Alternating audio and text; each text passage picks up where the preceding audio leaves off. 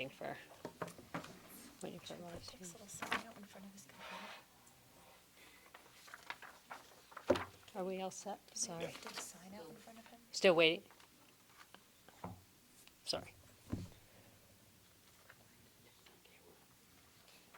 you want me to put Dick's sign Oh, out in thank front of you. his You computer? said that 3 times. I'm sorry. I'll go do it, right? Yes. I don't know where his little sign is. No, not yet. Sorry, can we pause? Okay. Oh, they said he wasn't here. He's right, he's. All right. Good evening. It is Monday, July 11th, 2022. This is the Guilford, Connecticut Board of Education. Welcome to our meeting this evening. First, I would like to invite you to join us in the Pledge of Allegiance.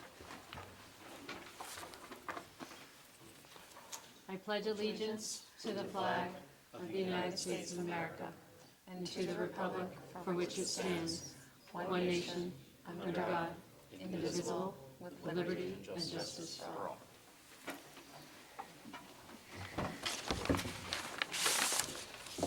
Good evening. I will note, thank you. I will note that we have all of our board members here. Dr. Hirsch is joining us remotely because he couldn't be here in person. Dr. Freeman is not with us tonight. He is at a conference that usually occurs at this time of year, every year. And so he will not be joining us tonight, but we do have Dr. Crystal and Mr. Bowden with us. First item on the agenda is to act on the minutes of June 13th, our regular meeting. Is there a motion to approve those minutes? So moved. Second. All right. Any corrections to those minutes? I had a couple on page 3, number 4. 1, 2, 3, 4, 5 lines down. Dr. Balistraci noted that this letter has misrepresentations and false attacks. I'd like to remove letter has and replace it with group has made claims that are, which represents the statement. And then on the same page, page 3, number 6, under communications, the second line, we received communications around class size for the second grade at Calvin Leet instead of Lakes. And then the only other correction I had on page 4, 8.2 summer programming, 1, 2, 3, 4, 5, 1, 2, 5 lines down, I believe including designing a robot. There's just a letter missing. Any other corrections? All right, so there's a motion and second. All in favor of approving these June 13th minutes as amended? Aye. Please say aye. Is that everybody? Terrific. Okay. Next, the June 15th special meeting minutes. Is there a motion to approve those minutes? So moved. Second. Any corrections? Just one. I was actually present as well at that meeting. I was just a little bit late. Your name is missing, sorry. Okay, That's so we okay. need to add Jennifer Baldwin. My apologies, as That's the person okay. who submitted those. I admittedly was a little bit late Okay, in my yeah. arrival. Any other corrections? All right, all in favor? Aye. Aye.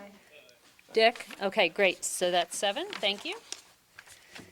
And then next, approval of the June 27th workshop meeting minutes. Is there a motion to approve these minutes? So moved. Second. All right. Any corrections to these minutes? My name is spelled wrong. Your name is spelled wrong. K-R-I-S-T-E-N. Oh, Not that's a big deal. correct. Let's correct that. At least we don't have to use Maritoli anymore. All right. So we have a motion and a second. All in favor of approving these minutes, please say aye. Aye. Abstain. Okay, And abstain. Abstain. okay, so we have 7 approving and Mrs. Baldwin and Mr. Del Ventura abstaining.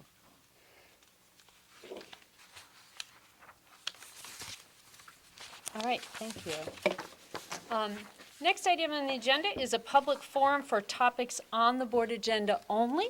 If there is anyone who would like to address the board on a topic on the agenda, you're certainly welcome to come up to the podium. We ask that you limit to 3 minutes and just give your name and your street address if you would. I will keep time. Thank you. Is there anyone who wanted to address the board this evening? All right. We will then move on, thank you, to review and approval of expenditures of the month of June 2022. I was the reviewer of the finances. So expenditures for the month of June were $9,695,405.15. Expenditures and encumbrances through the end of June were 99.49% of the budget, as compared to 98.75% in the 2020-21 year and 99.02% in the 2019-20 year. We did go over the various kind of budget categories, noting that salaries are a bit higher, purchase services are a bit higher, and capital is a bit higher than the prior years, whereas tuition is lower, and employee benefits and transportation and supplies and materials are comparable. We expect that what will happen at our meeting in August is that we will be presented with a request for some budget transfers that will allow us to make sure that each of our budget lines are at or under budget as we and our business office tries to close out the year.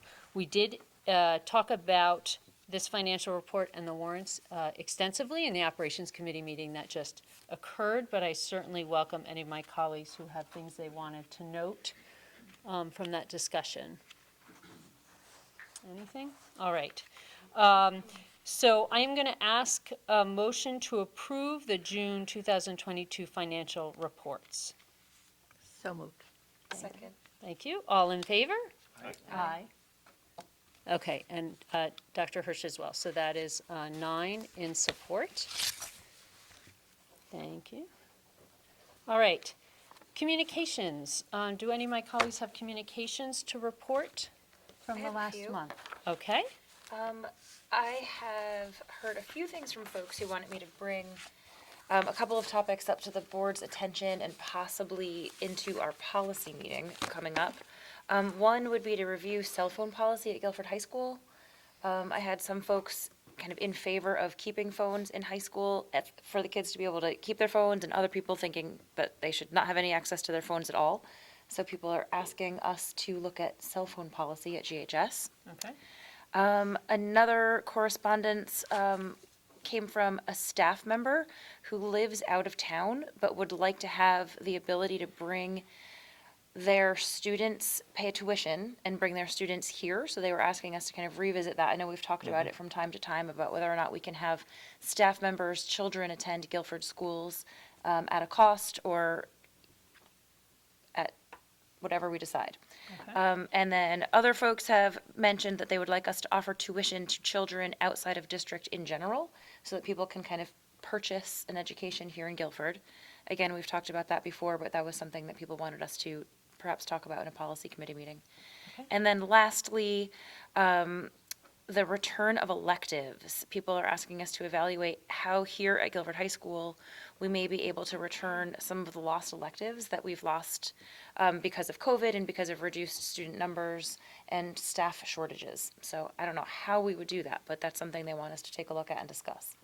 Okay, I think probably that last one would be something that the high school administration and staff would first consider, but we can certainly communicate that The communication request, yeah, great. to them as well. All Okay, right. thank you.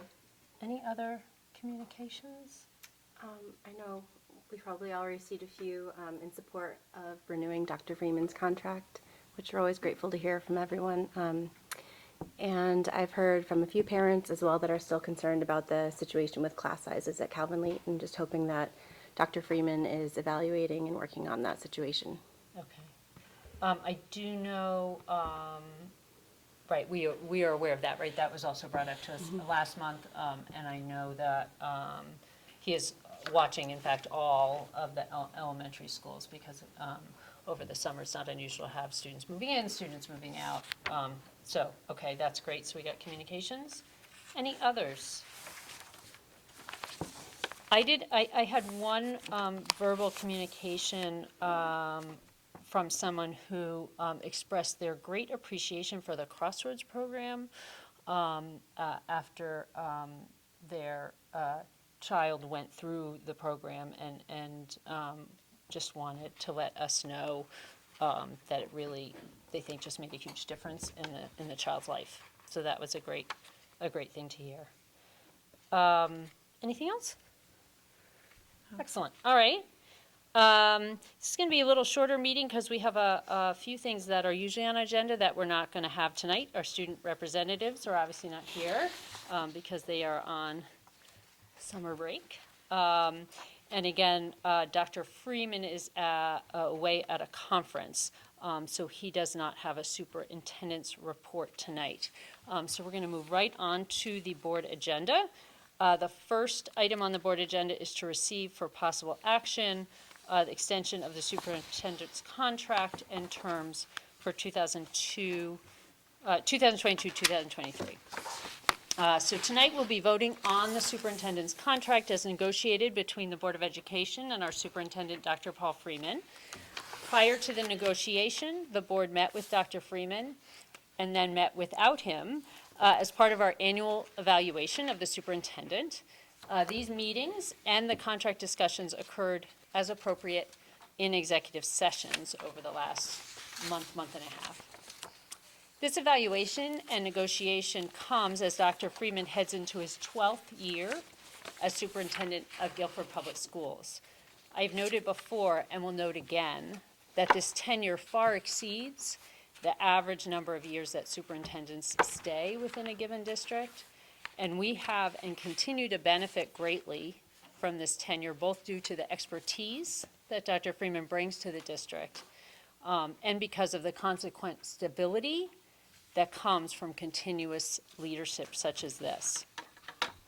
Per the superintendent's evaluation, I will note that Dr. Freeman has continued to provide highly skilled and informed leadership to our district.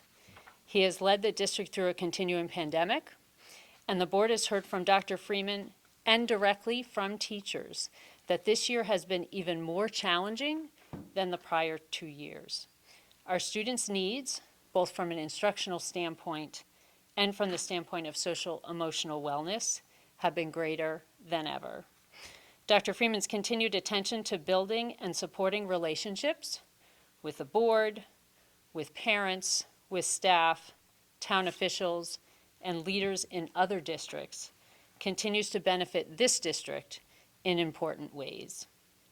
And he has continued his commitment to the important social justice and equity work in the service of all of our students and their instructional opportunities and their social well-being. One of the two principals that were just hired to serve Guilford Public Schools noted at our board meeting last month, and I think in response to a question from Mrs. Rader about why he wanted to work in Guilford Public Schools, and part of his answer was that he wants to work for the best superintendent in the state. It certainly underscored the recognition of his skill and talent, and that we are the beneficiary of that here. We have two votes tonight. One is to vote on, again, following our negotiation, the proposed terms of the contract for the July 2022 June 2023 year. We are aware that tonight is July 11th, so this will be retroactive to July 1st. And then the second vote, because Dr. Freeman's contract, and this is very typical of superintendent contracts across the state, is a 3-year contract. Every year we vote on the terms for the immediate next year, and they have the opportunity to extend the contract to fulfill then another 3-year contract. After, again, our evaluation and contract negotiations, the proposed terms that we will be voting on tonight are as follows. An increase in salary and the tax sheltered annuity of 3%. In addition to fringe benefits, number 7 in the contract, the board will fund long-term care insurance for the superintendent and spouse up to $9,250 annually. And then there are amendments proposed to the contract regarding vacation days. We are well aware that administrators and staff are really struggling to be able to take vacation days over the last couple of years. And Dr. Freeman's present contract, or current contract, just prior to this proposal, doesn't provide any kind of compensation at separation for any of those days. So we are proposing 2 amendments to this contract. The first is 7H, fringe benefits, to increase the superintendent's ability to forego vacation days each year and receive a per diem compensation at 1/221 of the annual salary. Currently it's 5. The proposal is to increase that to 12. We certainly want and hope that he will take vacation. We think it's a really important way to monitor one's own health, but we really recognize how difficult that has been. The second amendment is to 7D, fringe benefits, and it provides for compensation for up to 15 unused vacation days at the time of retirement or termination of the contract, provided that the superintendent remains employed in the district through June 30th, 2023. So those are the terms of the proposed contract. Before we vote on that, I just want to give my colleagues any opportunity, having gone through this evaluation and negotiation process, for any comments before we vote. Is there anyone else who'd like to add to the conversation? I'll just say that, we can all appreciate what we've all witnessed the past few years in terms of coming through the pandemic. Some community pressures on Dr. Freeman that were probably well beyond what he ever anticipated. But yet he has stayed really steadfast and really strong communicator with all of us, and hopefully you all feel that in the community. And we absolutely wanted to recognize the idea that he rarely takes vacation, and that although we want to encourage, we felt that was a really nice balance to say to him that we'd really like you to stay, and we'd really like to continue the great work we're doing. And so I hope that the community can see that this contract reflects that. We feel it's balanced and responsible, but we also want to recognize the good work that Dr. Freeman is doing with us, and we want it to continue. Excellent, thank you. Anybody else? Maybe just a little addition is that not on top of everything else that he's done, he was thrust with 4 new board members who have been feeling their way through this process with some bumps, admittedly. I have not made it easy. I don't know that there's been other board members who have special needs children and who have such strong advocates for parents and trying to balance that Board of Education role versus a parent role versus supporting the school system role. So I know on a personal level, he's been tremendous with me and my family in sorry about that, in working through all of those issues. And I do support the work that he's done, and I think he's done a tremendous job. So I wish he was here to thank him personally, but. Thank you. Thanks, Linda. Anyone else? All right, I'm going to ask for a motion to approve the proposed terms for the superintendent's contract for July 2022, June 2023, with regards to the salary increase, the long-term care insurance, and the amendments to the vacation days. Is there a motion? Second. Second. All right, all in favor? Aye. Aye. All right, thank you, Dr. Hirsch. So that is a unanimous vote in support of the superintendent's contract with the proposed terms as identified. The second part of this is to ask for a motion to extend the superintendent's contract for a third year. Is there such a motion? Mr. Del Ventura, motion, Mr. Petrus second. All in favor? Aye. Aye. And Dr. Hirsch. So that is also a unanimous board vote to extend Dr. Freeman's contract for a third year. Dr. Freeman is obviously not here with us tonight, but again, we are, thank you. I will note the applause for him, for sure. And we are grateful for 11 years of service and are looking forward to working together in this incoming 12th year. It's really, it's a remarkable thing. All right. 9.2 is to act on the personnel item. So, we are being asked to ratify the appointment of the following teachers. Kelly Inga, one full-time equivalent at Lakes and Leet Elementary School in the elementary mathematics coaching position. Russell Kleiner, also one full-time equivalent, Cox Elementary School music teacher. And Chelsea Costello, full-time equivalent, one full-time equivalent, Cox Elementary grade 4 teacher. Is there a motion to ratify the appointment of these three teachers? So moved. Thank you. Second, all in favor? Aye. Aye. Thank you, Dr. Hirsch. And then we are being asked to ratify the resignation of the following teachers. Christina Tran, .6 full-time equivalent chorus music teacher at Adams Middle School after 1 year of service. Teresa Biagarelli, I hope I have not butchered that, my apologies, full-time equivalent elementary Spanish teacher at Jones and Leet, 10 years of service in Guilford.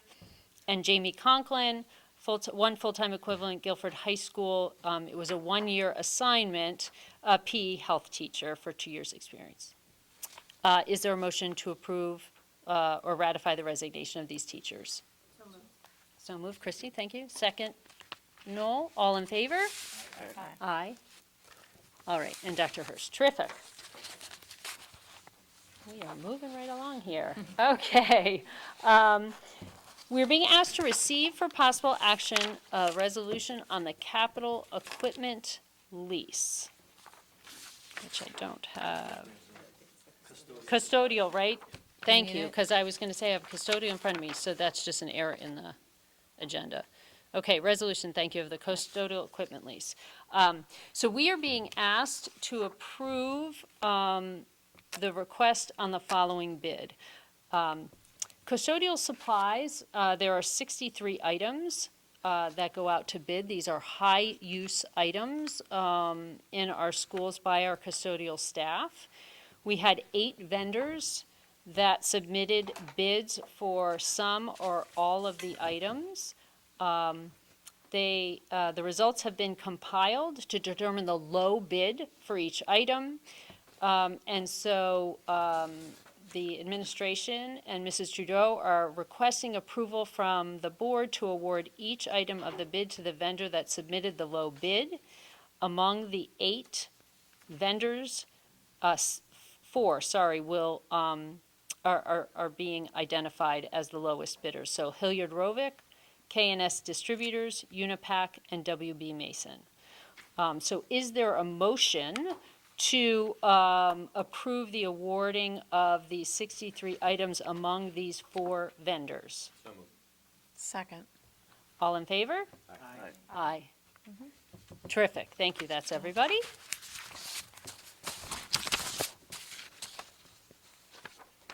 All right, 9.5 is to receive for possible action, waive the bidding requirement and to award the bid for the capital equipment lease. So every year, there is an attempt to bid the capital lease, which is what really funds a lot of our IT equipment in the district. For the last several years, and I'm going to welcome Mrs. Trudeau to interrupt if I mess this up at any point. I'm going to welcome her to the table. For the last several years, it has been harder and harder to find banks that are going to be willing to enter this type of agreement or do this type of agreement. And this year in particular, two of the banks that we have worked in the past, one of them decided not to consider the lease because of the lower size.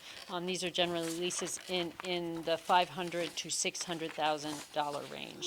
So we do have a bid from JP Morgan, and so the first request from the administration is that we approve waiving of our typical bidding process, given the fact that the outcome of the attempt to bid was that only one of these banks was willing to come forward. I will say, well, we'll go into this in the next piece, but JP Morgan at a 3.35% rate. So is there a motion to waive the bidding process in this instance? Thank you. Second. Second, all right. All in favor? Aye. Aye. I think it's also Dick. so important to point out that the town Please. also had to approve their portion of this lease as well, which they Thank already you. have. No, that's very important, thank you. So we are not in a position to enter this kind of, we as a Board of Ed, to enter this kind of agreement. So as Mr. Delvender just pointed out, the Board of Selectmen also had to vote on this and has already approved this. Thank you, that's particularly important.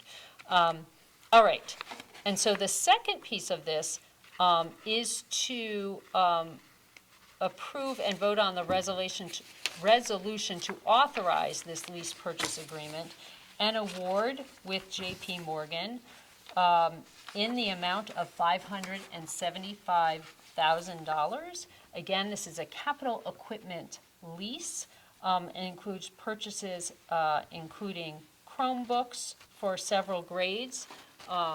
We have a regular schedule of replacing Chromebooks in the district. Network switches, teacher laptops, and also includes a maintenance vehicle. Again, this is a 3.35% interest rate, payment upfront for over 5 years.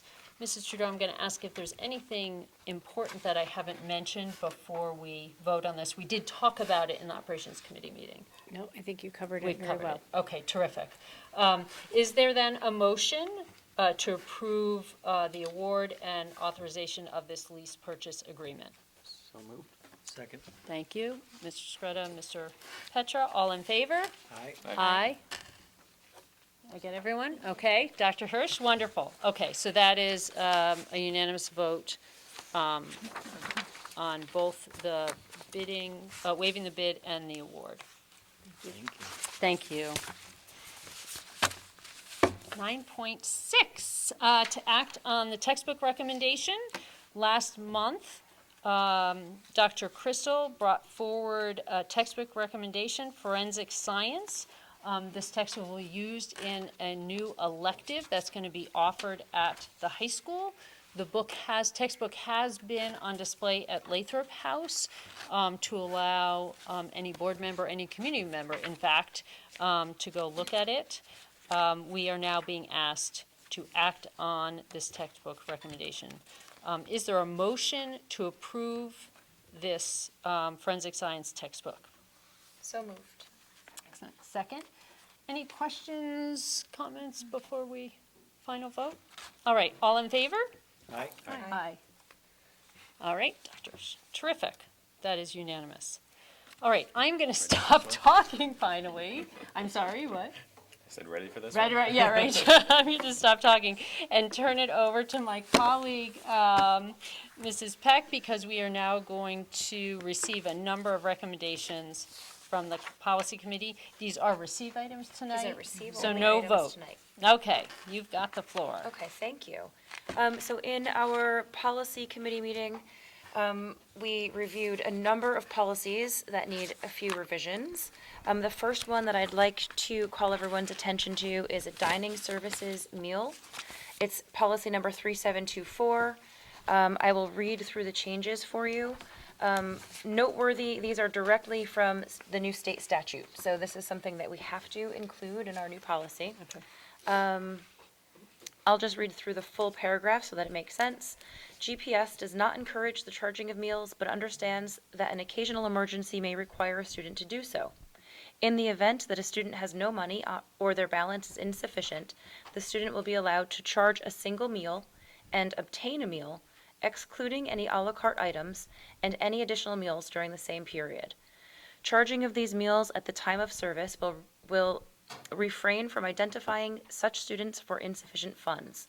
Dining services will send an email to the family bi-weekly when a student's account falls into a negative balance. This communication will include additional resources for families that may need information related to free and reduced meal pricing, local food pantries, SNAP benefits, and local community services. So again, that is directly from the state. And we can vote on that one in our next meeting. If everyone has time to read through that between now and then, that would be great. Terrific. Okay, next is policy 6336, curricular exemptions. I'd actually like to cover items 8.62 and 8.63 together. Okay. As you can see, we've got the same policy number listed. What we are going to do is actually scratch, we're going to delete from the policy handbook our original current standing 6336, Okay. which relates to the dissection of animals specifically. And we are going to roll that into a larger curricular exemption section, which will also be 6336. Okay. And I'll cover some highlights of the new 6336, which is on curricular exemptions. Mandatory curricular exemptions from the state include dissection, family life education, HIV/AIDS, or sexual abuse and assault awareness. So those are statutory requirements that we have to allow parents to opt their children out of those curriculum if they want to. You can read through the definitions of those. The other things that I would like to highlight, except for the mandatory curricular exemptions noted above, or otherwise required by the law, the board does not require teachers to exempt students from any other aspects of the curriculum. So those are the only topics on which students can be exempt. And I would like to also point out that included in this policy is alternative assignments. So students excused from participating in any topics listed shall be required to complete an alternate assignment to be determined by the teacher. So if a parent elects to exempt their student from any of those 4 topics, the teacher can assign an alternative assignment at his or her discretion. Okay, so you guys can read through that full policy for me on 6336. Any questions on that? Just that this red line copy is the former that the policy This is the one that we committee- are okay. eliminating, yes. Okay. So the one that specifically talks about dissection of animals is just Right, getting it's rolled just getting into rolled into. the Okay. larger 6336. Terrific, okay. Also attached is a form that parents can fill out. Is that, I believe that's new, right? That's new, yes. so that it lays it out a little bit better for the Yes, parents. and that'll have clear definitions of by what time a parent has to identify, I don't want my kid taking this particular class, they've got to actually formally notify the school. So you guys can take a look at that specific sheet as well for me. Thank you. And as is typical throughout our Board of Ed policy manual, there are the legal references, the Connecticut general statutes listed at the bottom that reference where these state laws are found. Thank you. The last one is the revisions to the bylaws of the board. We had an executive session with our attorneys to kind of advise us on our bylaws, the board bylaws. Some of them hadn't been updated since the 80s. Some of them still had like funny smoking policies. So included tonight are Shipman's full bylaws, all of the corrections that they have suggested that we make on our bylaws. So that is going to be riveting reading for everyone over the next month. And we can take a vote on that hopefully at our next full board meeting in August. Terrific. All right, any further discussion on these recommended policies? Okay, moving right along. Section 10 of the agenda, number 10, reports of committees. You just gave us a pretty extensive report. Anything else from the The policy only thing committee? that I want to mention to the board is at our last policy committee meeting, we did have a number of topics that we would like to discuss as a larger board. Okay. So some of them we tabled, we did not bring forward to the board tonight. So at our next policy committee meeting, if as many folks who are not on that committee can attend that meeting, we would be really grateful. So we can Okay. kind of have a wider discussion. So what I can do then is make sure, just to send out a reminder before that next, That would be great. okay. Thank you. Policy committee meeting, okay, excellent. Operations committee, John, is there anything in addition? I think just two quick points. Number one, as we end out the financial year, kudos to Linda and her team for closing the books on everything. It's a lot of work to get it done, and amazing job as always. Secondly, kudos as well to Cliff Gurnham, who and the maintenance team does an absolutely amazing job this time of the year. There's a lot to get done over the summer months, and they started day one and will continue throughout the whole entire summer. So well done, maintenance team, for everything you guys do. Excellent, thank you. Curriculum, Instruction, and Assessment Committee. Dr. Hirsch, do you have anything to report? Nothing to report. We'll start meeting in the fall. Okay, and I'll just repeat in case people didn't hear. So there's nothing to report at the moment for the Curriculum, Instruction, and Assessment Committee, and the next meeting will be in the fall. Any liaisons to town committees? Anybody have a report? No? All righty. And we still need to find someone to be a new liaison for the Learn Board of Directors, correct? Do they meet in the summer? They do not. Okay. Thank you. When's the first one, September? September, okay. All right, we are up to number 11. There's an opportunity for public comment again. If anyone would like to address the board, we welcome you to come up. Again, give your name and address, and limit to 4 minutes if you would. Is there anyone who'd like to address the board this evening? Yeah, thank you. Hi there. Hi. Jennifer Courtwright. Do you need my address? I'm sorry. Yes, please, Okay, it just helps. 91 Half Mile Road. So I'm here to speak about the popular request to increase another class size for the current rising second grade students at LEAT. Thank you for your responses, for the board members that have responded, to the parents that have reached out. As you're aware, there's a quorum of over 30-plus parents that are extremely passionate about this issue, and it's wonderful to know that you're still evaluating this and monitoring enrollment as things go forward. The parents, I think our attitude has been to have some patience, obviously, because we realize there's a lot that goes into this decision. It's potentially and hopefully hiring another staff member to participate at our district, and knowing that the budget had already passed without this allotment can make things challenging.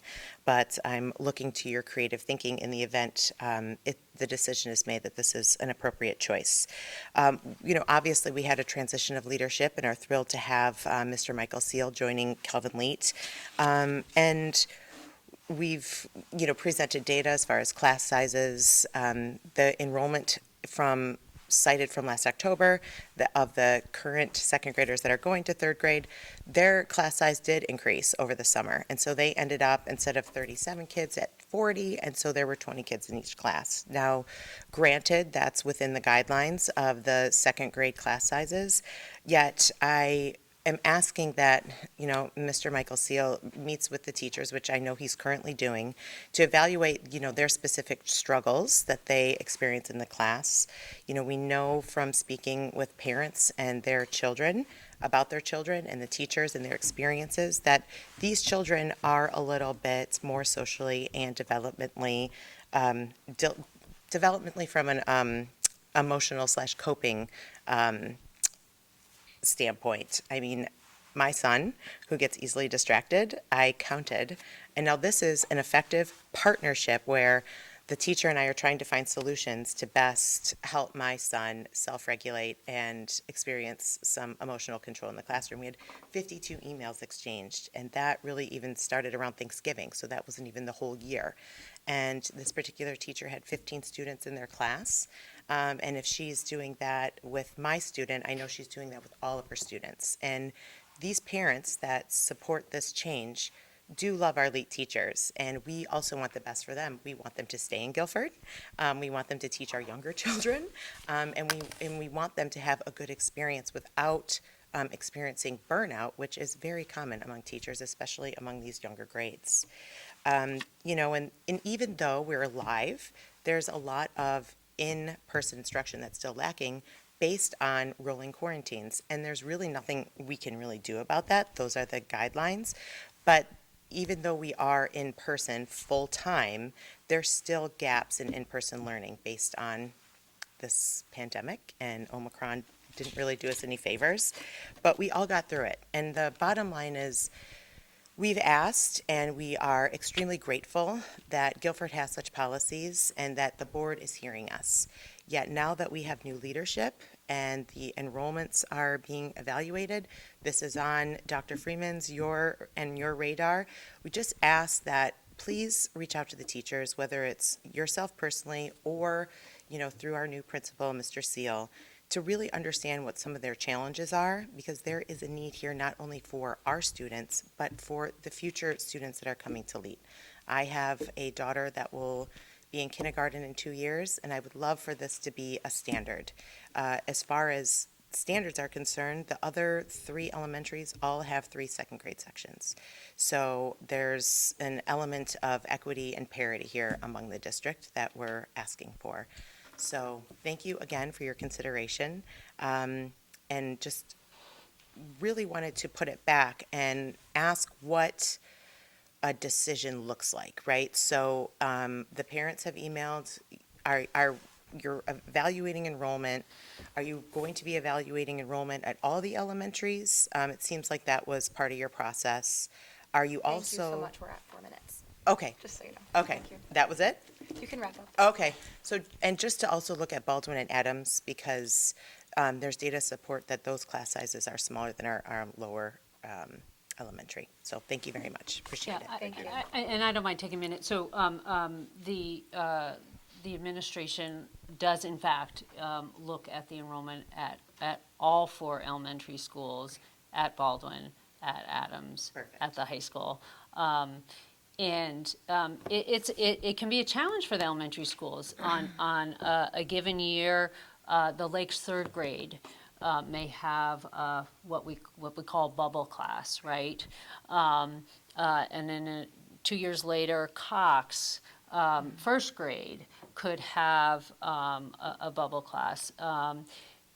So there will always be years, which is very frustrating for parents, where I'm making up the numbers here, but you'll get the point, right? That the third grade classes at Lakes have 22 and 19 and 20 kids in them, and the same grade at Cox has 16 and 17.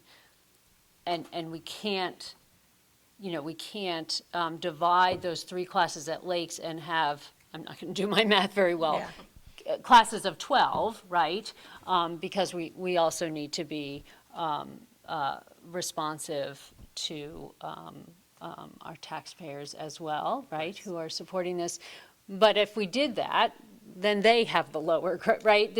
So it truly is a challenge. Yes. We are guided by the class size policies, though you have made clear that you'd like us and you'd like the administration to reconsider that given the pandemic. So we've certainly heard that request. But there are a number of factors that will be looked at, and part of it is what's happening in the district, across the district, right? Because it may not be that the second grade at Lead is the only one that is having that issue. And then what does the administration do? So please know it is being watched very carefully. But I can't tell you what the decision will be, and it will be based not just on that grade and those classes, but on what's going on in the district as a whole. Well, thank you. Thank you again for the consideration. Sure. Thank you. Thank you. Is there anybody else who'd like to address the board?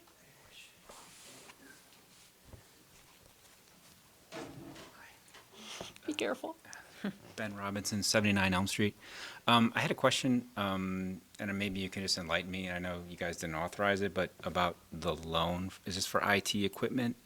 Oh, I'm sorry, the capital lease. Capital lease? Yes. What is that as you lease and loan? I don't Yeah, understand enough. so we talked about this in some detail in the operations committee.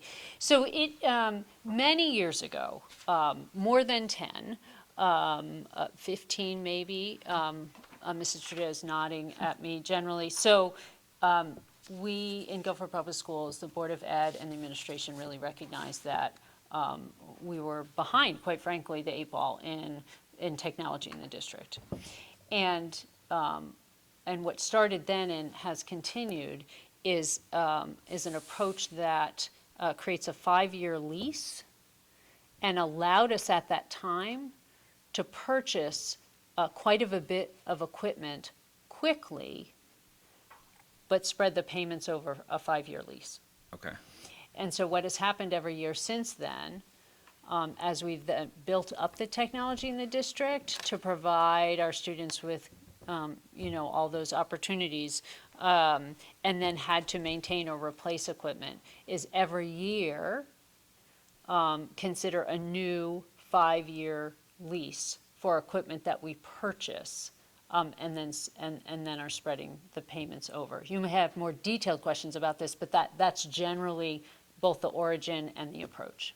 Is this recent because of the cost is going up for us to maintain and acquire new equipment? Again, it's literally something, I don't have the exact date, I'm looking at Mrs. Trudeau, but it's something that was started about 15 years ago, under the former superintendent, Dr. Forcella, in his recognition of, and learnings that he had from the district he came from, about the need to really try to move Guilford Public Schools forward quickly. Yeah. And this was a way, again, to purchase a large amount of equipment without burdening the budget in that given year, right? So instead of burdening the budget and putting the equivalent perhaps of $500,000 in the budget that year, Understood. it allowed us to buy that much equipment, but create a 5-year plan for paying it off. But there is a capital lease line item in the budget for the yearly payment. For the yearly Okay. payment. Okay. More questions, but I'll probably do some research on my own. Thank you so much. Okay, sure, you. absolutely. Thanks, Linda. Anybody else? Would anybody else in the public like to address the board tonight? All right. Well, that brings us to the end of our meeting. We thank all of you for joining us this evening. There's a small crowd here, and we appreciate your engagement for sure, and also appreciate the engagement of those watching through the live stream. I am going to ask for a motion to adjourn tonight. So moved. Second, all in favor? Hi. Aye. All right. Again, thank you. That is the end of our meeting tonight. Thanks, everyone. It's a record. It's a record.